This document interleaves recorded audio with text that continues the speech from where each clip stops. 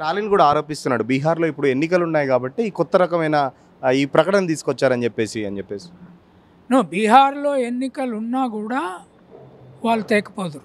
ఒకవైపు రేపు పాకిస్తాన్తో యుద్ధము, ఆ టెర్రరిస్టు దాడి ఏదైతే క్రూరమైన దాడి కశ్మీర్లో జరిగిందో, ఆ దాడి తర్వాత కశ్మీర్ పాకిస్తాన్తో సమస్య వస్తుంది, చైనాతో సమస్య వస్తుంది.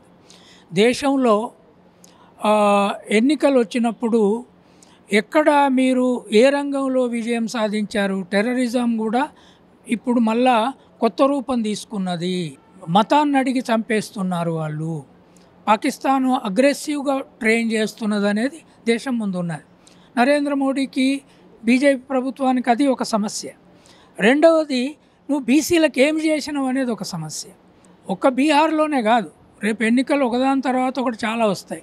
అది కాకుండా జమిలి ఎన్నికలు అంటున్నారు.